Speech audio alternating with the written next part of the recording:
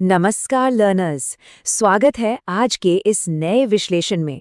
आज हम एक ऐसे टॉपिक पर बात करने वाले हैं जो इस तेजी से बदलती दुनिया में हर किसी के दिमाग में है।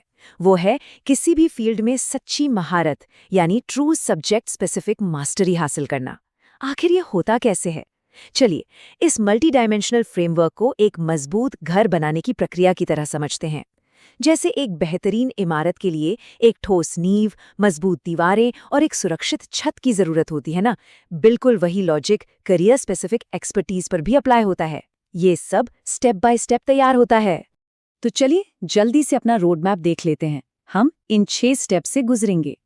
पहला है द कंसेप्चुअल फाउंडेशन, दूसरा अप्लाइंग प्रोसीजरल नॉलेज, तीसरा फ्लुएंसी वर्सेस डीप मास्टरी, चौथा हायर ऑर्डर थिंकिंग स्किल्स, पांचवा इंटरडिसिप्लिनरी प्रॉब्लम सॉल्विंग और आखिरी है प्रैक्टिकल करियर सिग्निफिकेंस। शुरू करते हैं हमारे पहले स्टेप से। सेक्शन 1, द कंसेप्चुअल फाउंडेशन यानी आधार बनाना।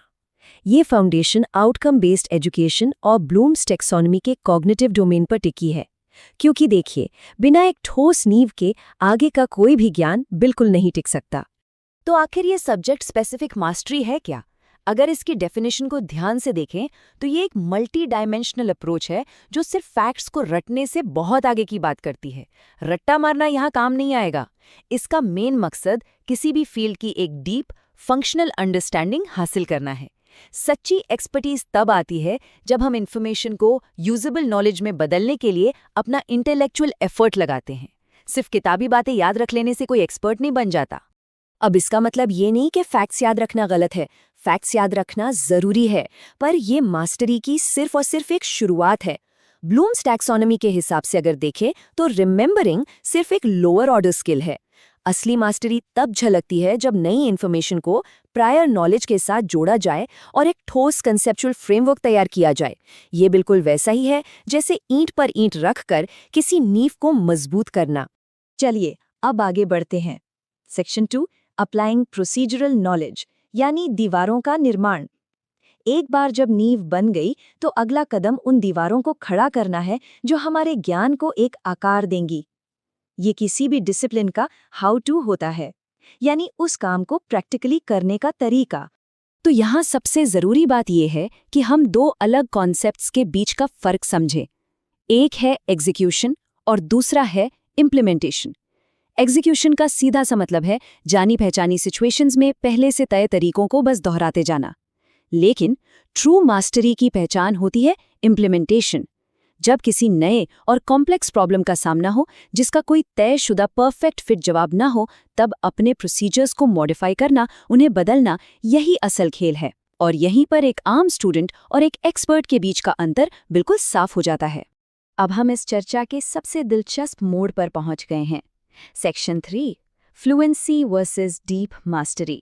इसे आधुनिक शिक्षा का जाल भी कह सकते हैं। आज के डिजिटल दौर में एक्सपर्टीज को लेकर एक बड़ा भ्रम बन गया है जिसे समझना बेहद जरूरी है। हार्वर्ड यूनिवर्सिटी की एक बहुत ही शानदार रिसर्च इस भ्रम को द ट्रैप ऑफ फ्लुएंसी बुलाती है। ये फ्लुएंसी और मास्टरी के बीच का फर्क आज के समय का सबसे बड़ा मॉडर्न लर्निंग ट्रैप बन चुका है। होता क्या है कि लोग सुपरफिशियल फ्लुएंसी को ही असली ज्ञान समझ बैठते हैं, जो कि सच में एक बहुत बड़ी भूल है। अब इस स्लाइड में सबसे दिलचस्प बात यह है कि फ्लुएंसी और डीप मास्टरी का अंतर कितना गहरा है। फ्लुएंसी का मतलब है बस तुरंत जवाब दे देना। आजकल एआई टूल्स की मदद से एकदम पॉलिश्ड प्रोज में फटाक से जवाब मिल जाता है। पर डीप मास्टरी इससे कहीं आगे की चीज है। मास्टरी का मतलब है कॉम्प्लेक्सिटी, अनसर्टेनिटी और एथिकल एम्बिग्विटी के बीच से रास्ता निकालना। इसके लिए ह्यूमन क्रिटिकल रिफ्लेक्शन चाहिए, ना कि सिर्फ एक एल्गोरिथमिक आउटपुट। नींव और दीवारों के बाद अब बारी है छत की।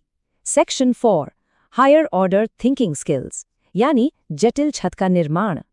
इस छत के बिना मास्टरी का ये घर अधूरा ही रहेगा। इन्हें अक्सर HOTS कहा जाता है, जहां हमारा कॉग्निटिव लेवल एक नई ऊंचाई छूता है। अगर ब्लूम्स टैक्सोनॉमी की चढ़ाई देखें तो ये 3 अहम कदमों में होती है। स्टेप 1 है एनालाइज करना, यानी इन्फॉर्मेशन को छोटे हिस्सों में तोड़ना ताकि उसका अंदरूनी स्ट्रक्चर समझ आए। स्टेप 2 है इवैल्यूएट करना, कुछ तय क्राइटेरिया के आधार पर आइडियाज को जज करना। और सबसे बड़ा स्टेप 3 है क्रिएट करना, अलग अलग एलिमेंट्स को जोड़कर एक बिल्कुल नया ओरिजिनल कॉन्सेप्ट बनाना। सच पूछिए तो किसी भी फील्ड में कुछ नया क्रिएट कर पाना ही एक सच्चे सब्जेक्ट मैटर एक्सपर्ट की सबसे बड़ी पहचान है। चलिए अब नजरिए को थोड़ा और बड़ा करते हैं। सेक्शन 5 इंटरडिसिप्लिनरी प्रॉब्लम सॉल्विंग, यानी आस पड़ोस को देखना। आज की दुनिया में सिर्फ अपने घर तक सीमित रहना काफी नहीं है। आस पड़ोस के सब्जेक्ट्स को समझना और उन्हें इंटीग्रेट करना उतना ही जरूरी हो गया है। यहाँ एक बड़ा ही बढ़िया सवाल उठता है, क्या होता है जब अलग अलग फील्ड्स के बीच की पुरानी हदें यानी वो क्लासिकल डिस्टिंक्शंस धुंधली होने लगती हैं? देखिए, मॉडर्न प्रॉब्लम सॉल्विंग का सबसे बड़ा सच यही है। आज की समस्याएं किसी एक सब्जेक्ट की बाउंड्री में कैद नहीं हैं। उन्हें सुलझाने के लिए क्रॉस डिसिप्लिनरी लिटरेसी आनी ही चाहिए। इसका एक परफेक्टली प्रैक्टिकल एग्जाम्पल है नैनो टेक्नोलॉजी। ये कोई एक आइसोलेटेड फील्ड तो है नहीं। ये फिजिक्स, केमिस्ट्री और बायोलॉजी इन तीनों से मिलकर बनती है। आज के कॉम्प्लेक्स रियल वर्ल्ड प्रॉब्लम्स को सॉल्व करने के लिए एक एक्सपर्ट को कई रिलेटेड डिसिप्लिन्स की टर्मिनोलॉजी और उनके थियोरेटिकल कॉन्सेप्ट्स का इस्तेमाल करना आना ही पड़ेगा। यही वक्त की मांग है। तो चलिए आखिर में इस पूरी थ्योरी को जमीन पर लाते हैं। सेक्शन 6 प्रैक्टिकल करियर सिग्निफिकेंस, यानी घर में रहना।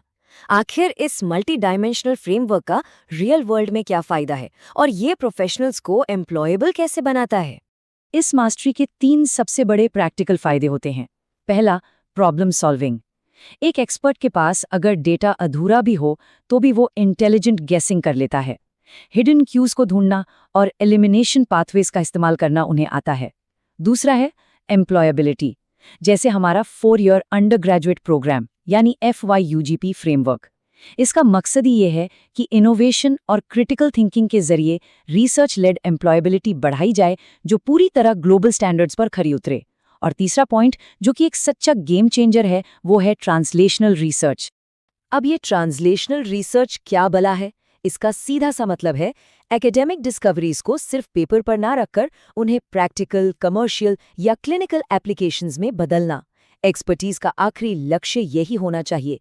डीप एकेडमिक लर्निंग का तब तक कोई खास फायदा नहीं जब तक उसका डायरेक्ट असर सोसाइटी की भलाई या रियल वर्ल्ड प्रॉब्लम्स को सॉल्व करने में ना हो। तो इस पूरे सफर के बाद हमारे सामने एक गहरा सवाल छूट जाता है। हम इस डीप मास्टरी का इस्तेमाल आज की जटिल अनिश्चितताओं को कल के सामाजिक समाधानों में बदलने के लिए आखिर कैसे करेंगे?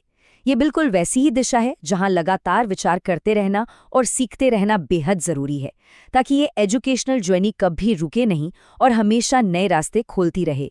खैर, इस विश्लेषण को यहीं विराम देते हैं। उम्मीद है इस फ्रेमवर्क ने मास्टरी की सच्ची अहमियत को नए ढंग से दिखाया होगा। पूरा वीडियो देखने के लिए दिल से धन्यवाद। अगर आपको ये वीडियो उपयोगी लगा हो तो ऐसे ही ज्ञानवर्धक और प्रेरणादायक वीडियोस देखने के लिए हमारे चैनल को अभी सब्सक्राइब करें।